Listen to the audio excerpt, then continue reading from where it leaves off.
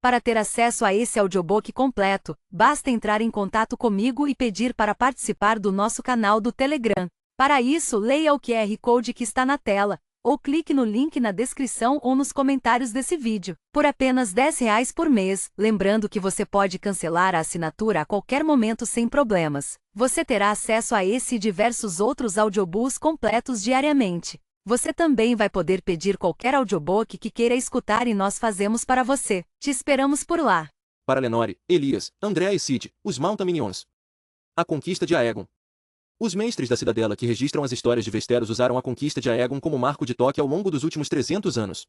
As datas de nascimentos, mortes, batalhas e outras ocasiões são classificadas ora como DC, depois da conquista, ora como AC, antes da conquista. Eruditos genuínos sabem que essa datação está longe de ser precisa. A conquista dos Sete Reinos por Aegon Targaryen não ocorreu em um único dia.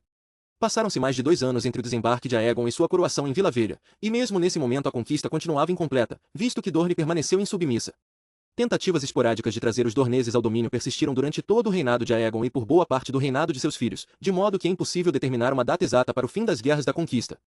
Até mesmo a data de início é alvo de equívocos. Muitos presumem, erroneamente, que o reinado de Aegon e Targaryen começou no dia em que ele desembarcou na foz da Torrente da Água Negra, sob as 3 colinas que viriam a se tornar a cidade de Porto Real. Não é verdade. O dia do desembarque de Aegon foi celebrado pelo rei e por seus descendentes, porém, na realidade, o conquistador considerava o início de seu reinado o dia em que ele foi coroado e ungido no septo estrelado de Vila Velha pelo Alto Septão da Fé. Essa coroação ocorreu 2 anos após o desembarque de Aegon, muito depois de todas as 3 maiores batalhas das guerras da conquista terem sido travadas e vencidas. Assim, pode-se considerar que a maior parte da verdadeira conquista de Aegon aconteceu entre 2 e 1 AC, antes da conquista. Os Targaryen tinham puro sangue valeriano, eram senhores de dragões de linhagem ancestral. 12 anos antes da destruição de Valíria, 114 AC, Aenar Targaryen vendeu suas propriedades na Cidade Franca e nas terras do Longo Verão e se mudou, com suas esposas, sua fortuna, seus escravos, dragões, irmãos, parentes e filhos para a Pedra do Dragão, uma cidadela insular desolada sob uma montanha fumegante no Mar Estreito. Em seu auge, Valíria foi a maior cidade do mundo conhecido, o centro da civilização. Atrás de seus muros reluzentes, dezenas de casas rivais disputavam o poder e a glória na corte e no conselho, ascendendo e caindo em uma luta interminável, sutil e muitas vezes selvagem pela dominação. Os Targaryen estavam longe de ser os mais poderosos dentre senhores dos dragões, e seus rivais encararam a fuga deles para a Pedra do Dragão como um ato de rendição e de covardia. Mas Daenerys, a filha donzela do Lorde Enar que para sempre viria a ser conhecida como Daenerys, a sonhadora, havia antevisto a ruína de Valíria pelo fogo. E, com o advento da destruição, 12 anos depois, os Targaryen foram os únicos senhores dos dragões a sobreviver. Pedra do Dragão fora durante 2 séculos o posto avançado mais ocidental do domínio valeriano. Sua localização, defronte a Goela, proporcionava aos senhores o controle da Baía da Água Negra e permitia que tanto os Targaryen quanto seus aliados próximos, os Velaryon de Derivamarca, uma casa menor de ascendência valeriana, enchessem seus cofres com o comércio que passava por ali. Os navios dos Velaryon, assim como os de outra casa valeriana aliada, os Celtigar de Ilha da Garra, dominavam extensões a médio alcance do Mar Estreito, enquanto os Targaryen governavam os céus com seus dragões.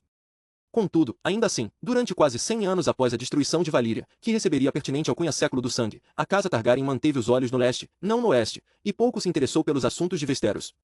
Gaemon Targaryen, irmão e marido de Daenerys, a sonhadora, sucedeu a Aenar, o exilado como senhor de Pedra do Dragão e se tornou conhecido como Gaemon, o Glorioso.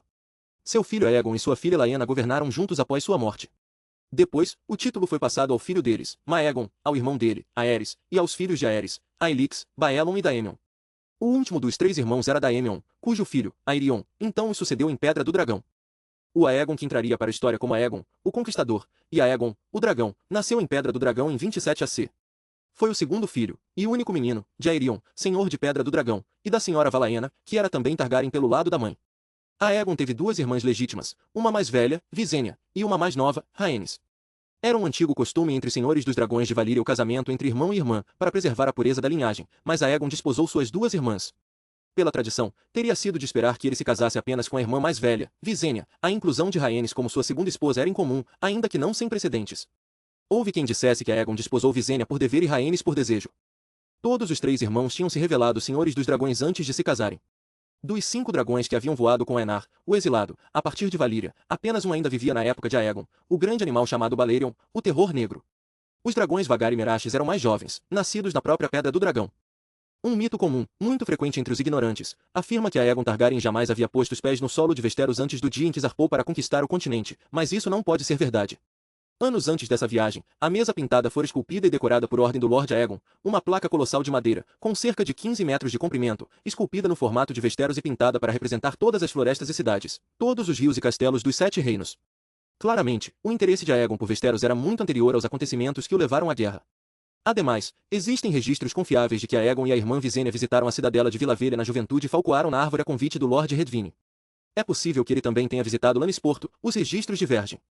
A Westeros da juventude de Aegon estava dividida entre 7 reinos conflituosos, e raros foram os momentos em que não havia alguma guerra entre 2 ou 3 desses reinos. O vasto, frio e pedregoso norte era governado pelos Stark de Winterfell. Nos desertos de Dorne, o domínio pertencia aos príncipes Martell. As terras ocidentais ricas em ouro eram regidas pelos Lannister de Rocher do Casterly, e a fértil Campina, pelos Gardener de Jardim de Cima. O vale, os dedos e as montanhas da lua pertenciam à casa Arryn, mas os reis mais beligerantes na época de Aegon eram os dois cujos domínios ficavam mais próximos de Pedra do Dragão, Arryn, o Negro, e Argilac, o Arrogante. No passado, de sua grande cidadela em Ponta Tempestade, os reis da Tempestade da Casa do Randon haviam governado a metade oriental de Westeros, desde o Cabo da Fúria até a Baía dos Caranguejos, mas seus poderes minguaram ao longo dos séculos. Os reis da Campina abocanharam porções de seus domínios a oeste, os dorneses os acossaram pelo sul, e Arryn, o Negro, e seus homens de ferro os expulsaram do tridente das terras ao norte da torrente da Água Negra. O rei Argilac, o último do Randon, havia interrompido esse declínio por algum tempo, rechaçando uma invasão dornesa quando ainda era menino, atravessando o Mar Estreito para se unir à grande aliança contra os tigres imperialistas de Volantis, e matando Garce VII Gardener, rei da Campina, na Batalha de Campo Estival 20 anos depois. Mas Argilac envelhecera, sua famosa cabeleira negra ficará grisalha, e sua habilidade com as armas minguara. Ao norte da Água Negra, as terras fluviais eram governadas pela mão brutal de Arryn, o Negro, da Casa Oari, rei das ilhas e dos rios. Arvin Mão Dura, o avô de ferro de Arryn, tomara o tridente do avô de Argilac, Arrec, cujos antepassados haviam derrubado o último dos reis fluviais séculos antes. O pai de Arryn estendera seus domínios para o leste de Valdocaso e Rosby. O próprio Arryn dedicara a maior parte de seu longo reinado, quase 40 anos, à construção de um castelo gigantesco ao lado do Olho de Deus, mas, como Arrynhal finalmente se aproximava da conclusão, os homens de ferro logo estariam livres para partir em busca de novas conquistas. Nenhum rei de Westeros era mais temido do que Arryn Negro, cuja crueldade se tornará lendária por todos os 7 reinos. E nenhum rei de Westeros se sentia mais ameaçado que Argilac, o rei da Tempestade, último do Randon, um guerreiro idoso cuja única herdeira era uma filha donzela. Foram essas as circunstâncias que fizeram o rei Argilac buscar os Targaryen em Pedra do Dragão e oferecer ao Lord Aegon sua filha em casamento, com todas as terras ao leste do Olho de Deus, desde o Tridente até a torrente da Água Negra, como dote. Aegon Targaryen rejeitou a proposta do rei da Tempestade. Ele ressaltou que tinha 2 esposas, não precisava de uma terceira. E as terras ofertadas como dote haviam pertencido a Arrynhal por mais de uma geração. Argilac não tinha o direito de dá-las. Na realidade, o idoso rei da Tempestade pretendia estabelecer os Targaryen ao longo da Água Negra como um escudo entre suas próprias terras e as de Arryn, o Negro. O Senhor de Pedra do Dragão fez uma contraproposta. Ele aceitaria as terras oferecidas como dote se Argilac também cedesse o gancho de Massey e as florestas e planícies desde o sul da Água Negra até o rio Guaquevá e a nascente do Vago. O pacto seria selado pelo casamento da filha de Argilac com Orys Baratheon, amigo de infância do Lord Aegon e seu campeão. Argilac, o Arrogante, recusou com raiva esses termos. Dizia-se a boca pequena que Orys Baratheon era um indigno meio-irmão do Lord Aegon, e o rei da Tempestade não comprometeria a honra da filha ao dar sua mão a um bastardo. A mera sugestão o enfurecera. Argilac deu ordem para que as mãos do emissário de Aegon fossem decepadas e enviadas de volta em uma caixa. Estas são as únicas mãos que seu bastardo receberá de mim, escreveu ele. Aegon não respondeu. Apenas convocou seus amigos, vassalos e principais aliados à Pedra do Dragão. Seus contingentes eram pequenos. Os Velaryon de Derivamarca eram juramentados à Casa Targaryen, assim como os Celtigar de Ilha da Garra. Do gancho de Massey vieram o Lord Baraemon de Ponta Fiada e o Lord Massey de Baile Pedra, ambos juramentados à Ponta Tempestade, mas com vínculo mais forte com Pedra do Dragão. O Lord Aegon e suas irmãs os consultaram e também visitaram o septo do castelo para rezar aos 7 de Westeros, embora ele nunca antes tivesse sido visto como um homem de fé. No 7º dia, uma nuvem de corvos alçou voo das torres de Pedra do Dragão para levar a palavra do Lord Aegon aos 7 reinos de Westeros. Aos 7 reis eles voaram, à cidadela de Vila Velha, a senhores grandes e pequenos. Todos levavam a mesma mensagem: a partir daquele dia, haveria apenas um rei em Westeros. Aqueles que dobrassem o joelho para Aegon da Casa Targaryen preservariam terras e títulos. Aqueles que pegassem em armas contra ele seriam derrocados, humilhados e destruídos. Os registros diferem quanto à quantidade de espadas que zarparam de Pedra do Dragão com Aegon e suas irmãs. Alguns dizem 3.000, outros, que eram meras centenas.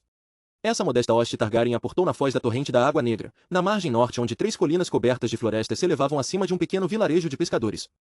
Nos tempos dos 100 reinos, muitos reis mesquinhos haviam declarado domínio sobre a foz do rio, incluindo os reis Darklin de Valdocaso, os Massey de Baile Pedra e os antigos reis fluviais, fossem eles os Mood, os Fisher, os Bracken, os Blackvold ou os Hook. Em diversas ocasiões, as 3 colinas tinham sido coroadas com torres e fortes, que sempre acabavam por ser derrubados em uma ou outra guerra. Agora, restavam apenas pedras quebradas e ruínas cobertas pela vegetação para receber os Targaryen. Embora fosse disputada tanto por Ponta Tempestade quanto por Arrenhal, a foz do rio não tinha defesas, e os castelos mais próximos eram mantidos por senhores menores, desprovidos de muito poder ou competência militar, e senhores que tinham poucos motivos para amar seu suzerano oficial, Arryn, o Negro. Aegon Targaryen logo erigiu uma paliçada com estacas e barro em torno da maior das 3 colinas e enviou suas irmãs para garantir a submissão dos castelos mais próximos. Rosby se rendeu a Rhaenys e aos olhos dourados de Merache sem lutar. Em Stokevort, alguns homens armados com bestas dispararam setas contra Visenya, até as chamas devagar incendiarem os telhados do castelo. E assim também eles se renderam. O primeiro teste genuíno dos conquistadores veio com o Lord Darklyn de Valdocaso e o Lord Moton de Lagoa da Donzela, que uniram forças e marcharam ao sul com 3.000 homens a fim de expulsar os invasores de volta para o mar. Aegon enviou Orys Baratheon para atacá-los durante a marcha, enquanto ele próprio descia dos céus com o terror negro. Os 2 senhores foram mortos na batalha unilateral que se seguiu. O filho de Darklyn e o irmão de Moton depois ofereceram seus castelos e juraram lealdade à casa Targaryen. Na época, Valdocaso era o principal porto de Westeros no Mar Estreito e se tornará uma cidade vasta e abastada graças ao comércio que passava por seus cais. Visenya Targaryen não permitiu que a cidade fosse saqueada, mas não hesitou em clamar para si suas riquezas, inflando em muitos cofres dos conquistadores. Aqui talvez seja um ponto apropriado para tratar das diferenças de caráter entre Aegon Targaryen e suas irmãs e rainhas. Visenya, a mais velha dos 3 irmãos, era tão guerreira quanto o próprio Aegon e se sentia tão à vontade com uma cota de malha quanto com um vestido de seda. Ela portava a espada longa valeriana irmã sombria e a usava com habilidade, tendo treinado junto do irmão desde a infância. Embora fosse dotada dos cabelos loiro-prateados e dos olhos violeta de Valíria, sua beleza era ríspida, austera. Mesmo as pessoas que mais a amavam consideravam Visenya uma pessoa rígida, séria e impiedosa. Havia quem dissesse que ela brincava com venenos e se envolvia com feitiçarias sinistras.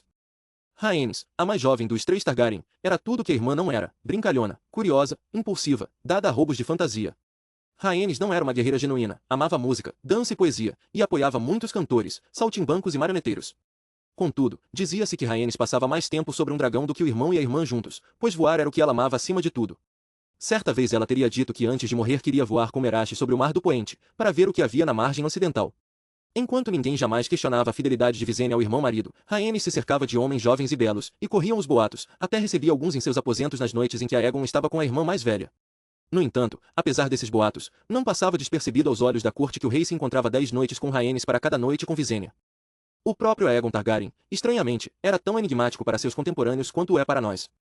Armado com a espada Fogo Negro, de aço valeriano, ele era considerado um dos maiores guerreiros de sua era, mas não sentia prazer com feitos bélicos nem jamais tomava parte em torneios de justa ou corpo a corpo. Sua montaria era Balerion, o terror negro, mas ele voava apenas para as batalhas, ou para viajar rapidamente sobre terra e mar. Sua presença imponente atraía a lealdade dos homens, mas ele não possuía nenhum amigo próximo, salvo Orys Baratheon, seu companheiro da juventude. As mulheres o procuravam, mas Aegon permanecia fiel às irmãs. Como rei, depositava grande confiança nelas e em seu pequeno conselho, deixando a eles grande parte das atividades cotidianas da administração do reino. No entanto, não hesitava em assumir o controle quando julgava necessário.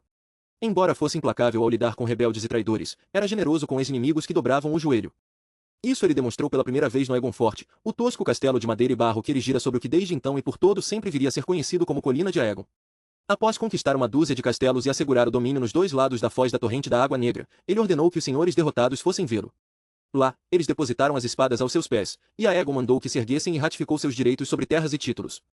A seus aliados mais antigos, ele concedeu novas honras.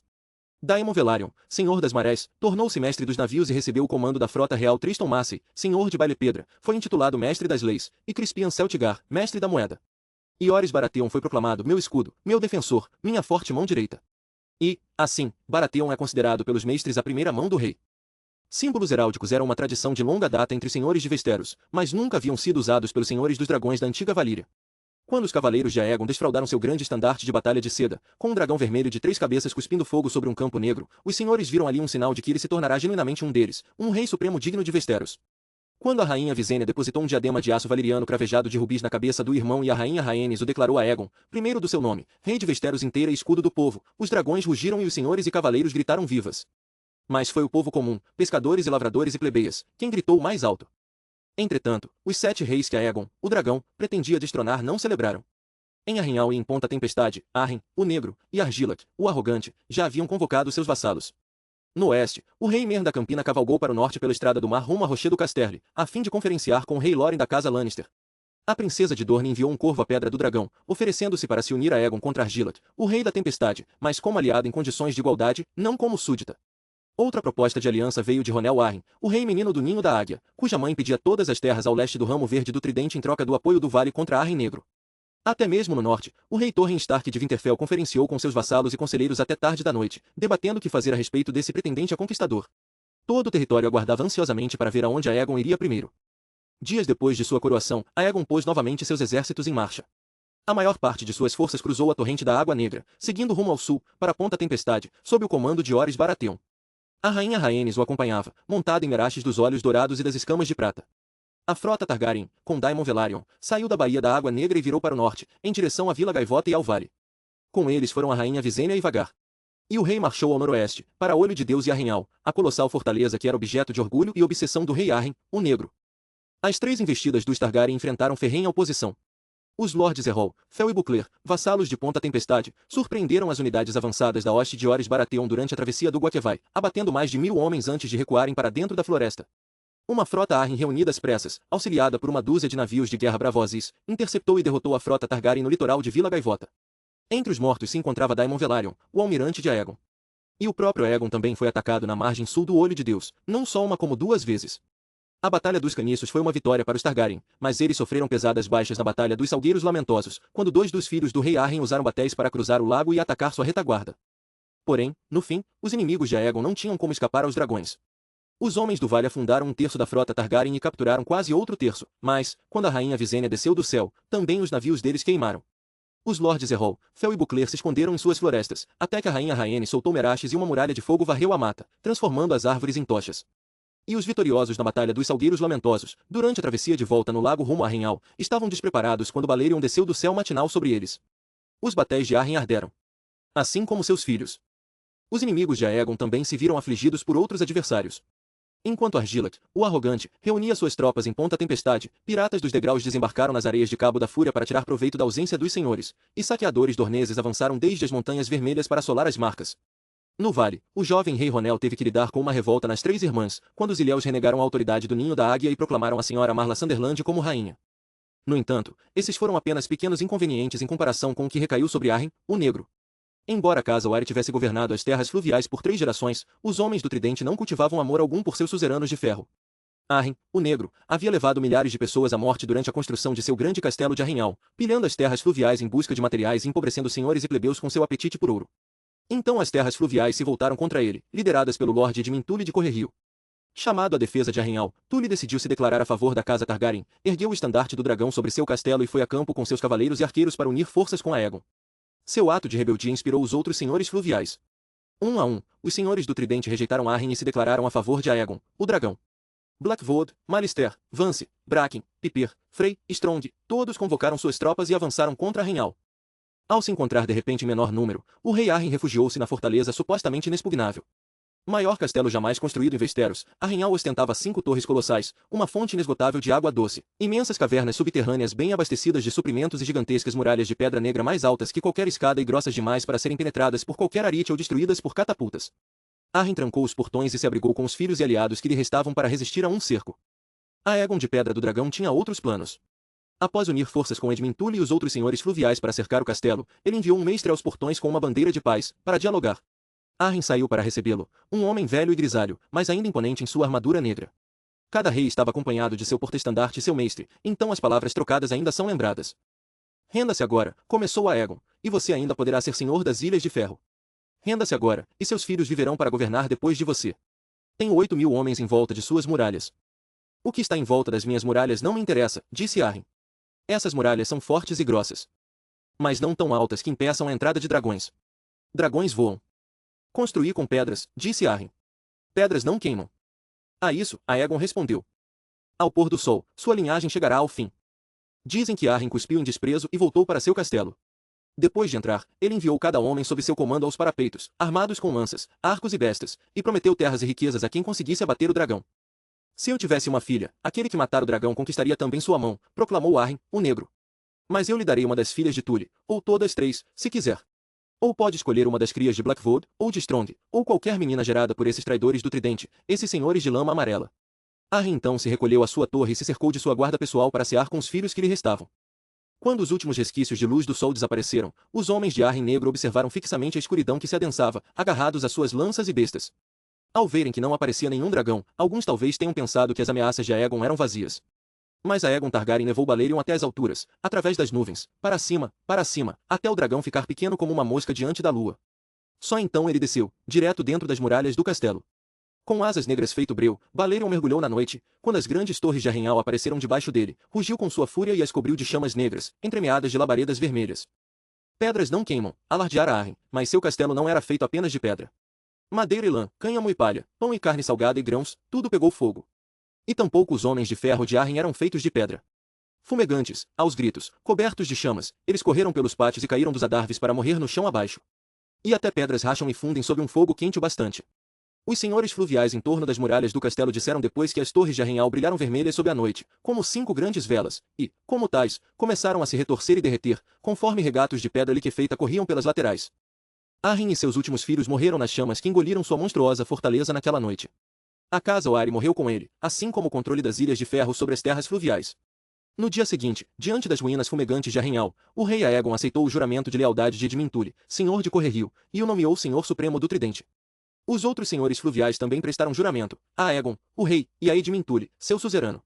Quando as cinzas resfriaram o bastante para que os homens pudessem entrar em segurança no castelo, as espadas dos mortos, muitas destruídas ou retorcidas em tripas de aço pelo fogo de dragão, foram recolhidas e enviadas em carroças de volta ao Aegon Forte. Ao sul e ao leste, os vassalos do Rei da Tempestade se mostraram consideravelmente mais leais do que os do Rei Arryn. Argilac, o arrogante, reuniu um grande exército à sua volta em Ponta Tempestade. A sede dos Durrandon era uma fortaleza poderosa, com uma vasta muralha mais grossa ainda do que os muros de Arrenhal. Também se considerava que fosse inexpugnável contra ataques. No entanto, notícias do fim do rei Arryn logo chegaram aos ouvidos de seu antigo inimigo, o rei Argilac. Os lordes Fel e Bucler, em recuada do exército que se aproximava, o Lord Errol havia morrido, enviaram notícias da rainha Rhaenys e seu dragão.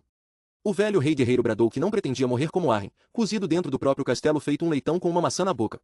Veterano de batalhas, ele decidiria seu próprio destino de espada em punho. Então Argilac, o arrogante, saiu de Ponta Tempestade cavalgando uma última vez, para enfrentar seus adversários em um descampado. A aproximação do Rei da Tempestade não foi nenhuma surpresa para Orys Baratheon e seus homens. A rainha Rhaenys, voando com Meraxes, vira a saída de Argilac de Ponta Tempestade e pôde transmitir à mão um relato completo do tamanho e da posição das forças inimigas.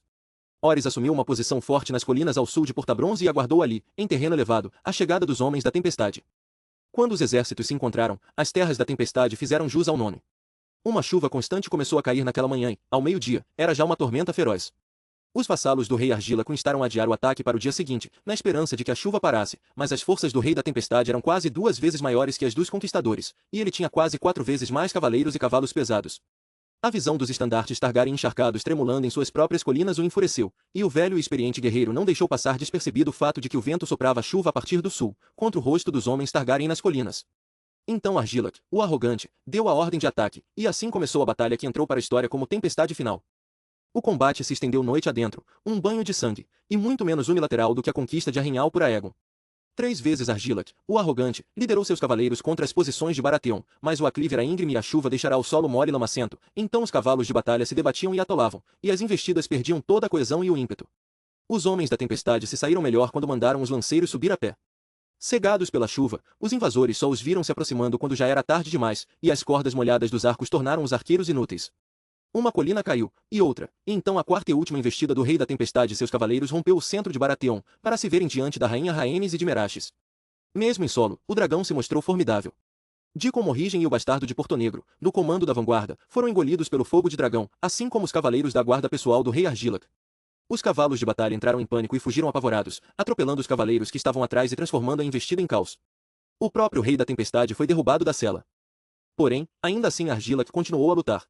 Quando Orys Baratheon desceu pela encosta lamacenta com os próprios homens, viu o velho rei enfrentando meia dúzia de homens, com outros tantos cadáveres aos seus pés. Afastem-se, exigiu Baratheon.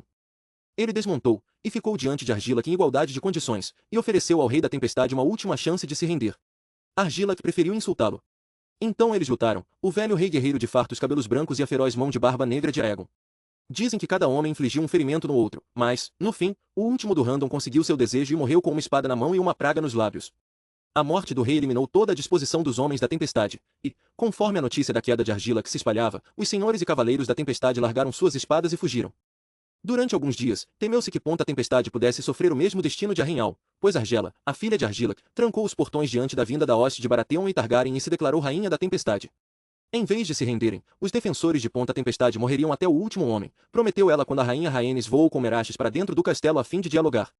Você pode tomar meu castelo, mas ganhará apenas ossos e sangue e cinzas, anunciou ela. Porém os soldados da guarnição não se mostraram tão interessados em morrer. Naquela noite, eles içaram uma bandeira de paz, abriram o portão do castelo e entregaram a senhora Argela amordaçada, acorrentada e nua ao acampamento de Orys Baratheon. Disse que Baratheon soltou suas correntes com as próprias mãos, envolveu o corpo dela com seu manto, serviu-lhe vinho e conversou com ela delicadamente, contando-lhe da coragem de seu pai e da forma como ele morrera. E, depois, para honrar o rei derrubado, ele assumiu para si as armas e o lema de Durrandon.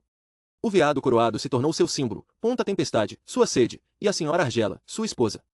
Agora que tanto as terras fluviais quanto as terras da tempestade estavam sob o controle de Aegon, o dragão, e seus aliados, os outros reis de Westeros perceberam claramente que a vez deles chegaria. Em Winterfell, o rei Torren convocou seus vassalos. Devido às imensas distâncias no norte, ele sabia que levaria tempo até conseguir formar um exército. A rainha Charra do Vale, regente em nome do filho Ronel, refugiou-se no ninho da águia, reforçou suas defesas e enviou um exército ao Portão Sangrento, que dava acesso ao Vale de Arryn. Na juventude, a rainha Charra fora aclamada como a Flor da Montanha, a donzela mais formosa de todos os 7 reinos. Talvez com a esperança de usar sua beleza para influenciar Aegon, ela lhe enviou um retrato e se ofereceu em casamento, desde que ele declarasse Ronel seu herdeiro. Embora o retrato tenha alcançado Aegon Targaryen, não se sabe se ele chegou a responder à proposta. Ele já tinha 2 rainhas, e Charra Arryn se tornará uma flor murcha, 10 anos mais velha que ele. Enquanto isso, os 2 grandes reis ocidentais haviam se aliado e reunido forças, determinados a pôr um fim a Aegon de uma vez por todas. De Jardim de Cima, marchou Mernona da casa Gardener, rei da Campina, com um poderoso exército. Sob as muralhas do castelo de Bosquedouro, sede da casa Rovan, ele encontrou Loren e Lannister, rei do Rochedo, à frente de sua própria hoste das terras ocidentais. Juntos, os 2 reis comandavam o exército mais extraordinário jamais visto em Westeros, 50.000 homens, incluindo cerca de 600 senhores grandes e pequenos e mais de 5.000 cavaleiros montados. Nosso punho de ferro, alardeou o rei Mer. Seus 4 filhos o acompanhavam, e seus 2 jovens netos estavam a seu serviço como escudeiros. Os 2 reis não se demoraram em Bosquedouro, uma hoste daquele tamanho precisava permanecer em marcha, para não esgotar as reservas do campo à sua volta. Os aliados partiram imediatamente, seguindo rumo nor-nordeste através de Capim Alto e Dourados Trigais. Avisado da vinda deles em seu acampamento à margem do Olho de Deus, Aegon reuniu as próprias forças e avançou para enfrentar os novos inimigos. Seu exército tinha apenas 1/5 do tamanho das tropas dos 2 reis, e grande parte desses homens havia sido juramentada aos senhores fluviais, cuja lealdade à casa Targaryen era recente e nunca fora posta à prova. No entanto, com um exército menor, Aegon podia se deslocar com muito mais rapidez que seus inimigos. Na cidade de Septo de Pedra, ele reencontrou suas 2 rainhas e seus dragões, Rhaenys, vinda de Ponta Tempestade, e Visenya, de Ponta da Garra Rachada, onde ela aceitara muitos juramentos fervorosos de lealdade dos senhores locais. Juntos, os 3 Targaryen observaram do céu conforme o exército de Aegon atravessava a nascente da torrente da Água Negra e corria para o sul. Os 2 exércitos se encontraram em meio à ampla planície ao sul da Água Negra, perto de onde um dia viria a ser a Estrada do Ouro. Os 2 reis celebraram quando os batedores voltaram com as informações a respeito do tamanho e do posicionamento das forças Targaryen. Aparentemente, eles tinham 5 homens para cada um de Aegon, e a disparidade de senhores e cavaleiros era maior ainda. E o terreno ainda era amplo e aberto, capim e trigo até onde a vista alcançava, ideal para cavalos pesados. Aegon Targaryen não teria vantagem do terreno mais alto, como acontecerá com Orys Baratheon na tempestade final. O solo era firme, não lamacento. E eles tampouco seriam perturbados pela chuva. Não havia nuvens, embora ventasse. Fazia mais de uma quinzena que não chovia. O rei Mer havia contribuído com mais da metade das forças totais, então exigiu que o rei Loren lhe concedesse a honra de comandar o centro. Edmund, seu filho e herdeiro, recebeu o comando da vanguarda. O rei Loren e seus cavaleiros formariam o flanco direito, e o Lord Oakiar, o esquerdo. Como não havia barreiras naturais para firmar a hoste Targaryen, os 2 reis pretendiam contornar Aegon pelos flancos e atacá-lo pela retaguarda, enquanto seu punho de ferro, uma grande cunha de cavaleiros de armadura e grandes senhores, esmagava o centro de Aegon. Aegon Targaryen organizou seus homens em uma formação vaga crescente, eriçada com lanças e piques, com arqueiros e besteiros logo atrás e a cavalaria leve nos flancos. Entregou o comando de suas forças a Jon Motton, senhor de Lagoa da Donzela, um dos primeiros adversários a se unir à sua causa. O próprio rei pretendia combater do céu, junto de suas rainhas. Aegon também havia percebido a falta de chuva, o capim e o trigo que cercavam os exércitos estavam altos e prontos para a colheita, e muito secos. Os Targaryen esperaram até que os 2 reis fizessem soar as trombetas e começassem a avançar sob um mar de estandartes. O próprio rei Men, em seu garanhão dourado, liderou o ataque contra o centro, com o filho Gavin a seu lado trazendo o estandarte deles, uma grande mão verde sobre um campo branco. Com urros e gritos, instigados por cornetas e tambores, os Gardener e os Lannister avançaram por uma tempestade de flechas até os inimigos, afastando os lanceiros Targaryen e desintegrando as fileiras deles. Mas, àquela altura, Aegon e as irmãs já estavam no ar. Aegon voou com Balerion por cima das fileiras de seus inimigos, através de uma tormenta de lanças, pedras e flechas, e desceu repetidas vezes para banhá-los em chamas. Rhaenys e Visenya lançaram fogo de encontro aos inimigos e em sua retaguarda. O capim e o trigo seco se inflamaram imediatamente. O vento espalhou as chamas e soprou a fumaça no rosto dos homens dos dois reis, que avançavam. O cheiro de queimado levou as montarias ao pânico, e, quando a fumaça se adensou, cavalos e cavaleiros perderam toda a visão. As fileiras começaram a se desfazer à medida que as muralhas de fogo se erguiam por todos os lados. Os homens do Lord Moton, a favor do vento e protegidos da conflagração, esperaram com arcos e lanças e se apressaram a matar os homens queimados ou em chamas que saíam aos tropeços do incêndio. Mais tarde, a batalha receberia o nome de Campo de Fogo. Mais de 4.000 homens morreram nas chamas. Outros 1.000 pereceram na ponta de espadas, lanças e flechas. Dezenas de milhares sofreram queimaduras, algumas tão graves que deixariam marcas para o resto da vida. O rei Mernona foi um dos mortos, junto com seus filhos, netos, irmãos, primos e demais parentes. Um sobrinho sobreviveu por 3 dias. Quando ele morreu em decorrência das queimaduras, a casa Gardener se foi também. O rei Loren do Rochedo sobreviveu, tendo cavalgado através de uma parede de fogo e fumaça até um lugar seguro quando viu que a batalha estava perdida. Os Targaryen perderam menos de 100 homens. A rainha Visenya foi atingida com uma flecha no ombro, mas não demorou a se recuperar.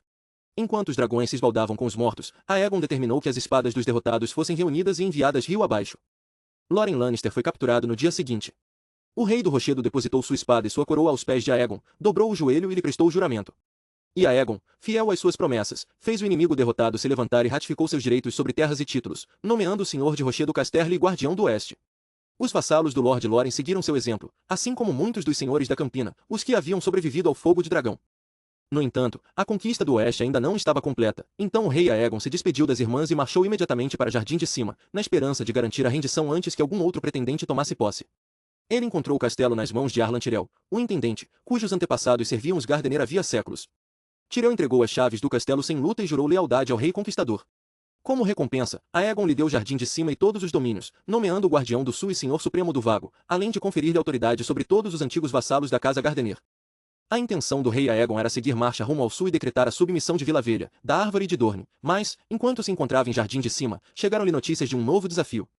Torren Stark, rei do norte, havia atravessado o gargalo e entrado nas terras fluviais, à frente de um exército de 30.000 bárbaros do norte. Aegon partiu imediatamente ao norte para enfrentá-lo, voando à frente de seu exército nas asas de Balerion, o Terror Negro. E mandou que avisassem também suas 2 rainhas, e todos os senhores e cavaleiros que haviam se submetido a ele após Arrenhal e o Campo de Fogo. Quando Torren Stark chegou às margens do Tridente, encontrou uma hoste 1,5 vezes maior que a sua à espera ao sul do rio. Senhores fluviais, homens das terras ocidentais, das terras da tempestade, da Campina, todos haviam comparecido. E, acima do acampamento deles, Balerion, Meraxes e Vagar pairavam no ar em círculos cada vez mais largos. Os batedores de Torren haviam visto as ruínas de Arrenhal, onde lentas chamas vermelhas ainda ardiam sob os destroços. O rei do norte também havia escutado muitos relatos sobre o Campo de Fogo. Sabia que poderia sofrer o mesmo destino se tentasse atravessar o rio à força. Alguns de seus vassalos o instaram a atacar mesmo assim, insistindo que a bravura do norte ganharia o dia. Outros o instaram a recuar para Fosso Cailin e concentrar a resistência ali em solo do norte. Brandon Snow, o irmão bastardo do rei, se ofereceu para atravessar o Tridente sozinho sob a proteção da noite, para matar os dragões enquanto dormissem. O rei Torren de fato mandou Brandon Snow atravessar o Tridente. Mas ele foi acompanhado de 3 mestres, não para matar, mas para negociar. Por toda a noite mensagens foram trocadas. Na manhã seguinte, o próprio Torren Stark atravessou o Tridente. Na margem sul do rio, ele se ajoelhou, depositou a antiga coroa dos reis do inverno aos pés de Aegon e lhe jurou lealdade. Ele se ergueu como senhor de Winterfell e guardião do norte, e não mais um rei. Desde então e até hoje, Torren Stark é lembrado como o rei que ajoelhou, mas nenhum homem do norte deixou ossos queimados junto ao tridente, e as espadas que Aegon reuniu do Lord Stark e de seus vassalos não estavam retorcidas, derretidas nem tortas. E então Aegon Targaryen e suas rainhas se separaram.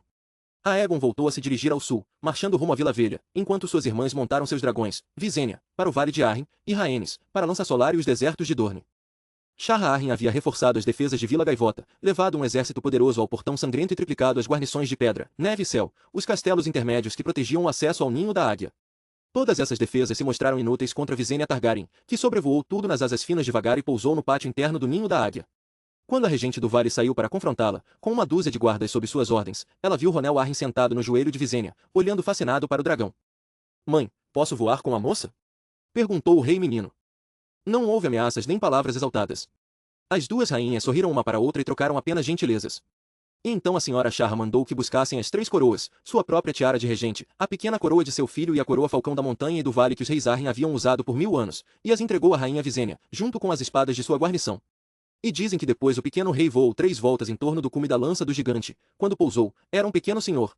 E foi assim que Visenya Targaryen trouxe o Vale de Arryn para o reino de seu irmão. Rhaenys Targaryen não obteve uma conquista tão fácil. Um contingente de lanceiros dorneses guardava o passo do príncipe. Havia de acesso através das Montanhas Vermelhas, mas Rhaenys não travou o combate.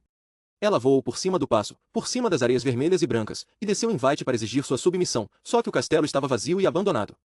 Na cidade sob suas muralhas, restavam apenas mulheres, crianças e velhos. Quando ela perguntou aonde haviam ido os senhores, a única resposta foi ir embora. Rhaenys seguiu o curso do rio até Graça Divina, sede da casa Lyrion, mas o local também estava deserto. De novo ela voou. Onde o Sangue Verde encontrava o mar, Rhaenys chegou à Vila Taboeira e ali centenas de jangadas, pesqueiros, balsas, botes e cascos jaziam ao sol, amarrados com cordas e correntes e tábuas, formando uma cidade flutuante. E no entanto apenas algumas idosas e crianças pequenas apareceram para lançar olhares ao alto enquanto Merache circulava no céu. Por fim, a rainha voou até Lança Solar, a sede ancestral da Casa Martell, e no castelo abandonado ela encontrou a princesa de Dorne à sua espera. Meria Martell tinha 80 anos, segundo os mestres, e governara os dorneses durante 60. Era muito gorda, cega e quase careca, e sua pele era pálida e flácida. Argilac, o arrogante, a chamara de rã amarela de Dorne, mas nem a idade nem a cegueira haviam embotado sua inteligência. Não lutarei com você, anunciou a princesa Meria Rhaenys, nem me ajoelharei. Dorne não tem rei. Diga isso ao seu irmão. Direi, respondeu Rhaenys, mas nós voltaremos, princesa, e da próxima vez traremos fogo e sangue. Esse é o seu lema, disse a princesa Meria. O nosso é insubmissos, imbatíveis, inquebráveis. Vocês podem nos queimar, senhora, mas não nos curvarão, não nos quebrarão, não nos submeterão. Aqui é Dorne. Vocês não são bem-vindos. Voltem por sua conta e risco. E assim a rainha e a princesa se despediram, e Dorne permaneceu inconquistada. No oeste, Aegon Targaryen teve uma recepção mais agradável. Maior cidade de toda Westeros, Vila Velha era cercada de imensas muralhas e governada pelos Igotovir da Torralta, a mais antiga, rica e poderosa das casas nobres da Campina. Vila Velha era também o centro da fé. Ali residia o Alto Septão, pai dos fiéis, a voz dos novos deuses na terra, que gozava da obediência de milhões de devotos em todos os reinos, exceto no norte, onde os velhos deuses ainda tinham adoradores, e as espadas da fé militante, a ordem guerreira que o povo comum chamava de estrelas e espadas. No entanto, quando Aegon Targaryen e seu exército se aproximaram de Vila Velha, encontraram os portões da cidade abertos e o Lorde Gotovir aguardando para se submeter. Na realidade, quando as primeiras notícias do desembarque de Aegon chegaram a Vila Velha, o Alto Septão se trancara no septo estrelado durante 7 dias e 7 noites, para pedir orientação aos deuses. Ele não se alimentou de nada além de pão e água e passou cada segundo acordado em orações, indo de um altar para outro. No 7º dia, a velha erguera sua lâmpada dourada para lhe mostrar o caminho. Sua alta santidade viu que, se Vila Velha pegassem armas para combater Aegon, o dragão, a cidade certamente arderia, e a Torralta e a cidadela e o septo estrelado seriam derrubados e destruídos.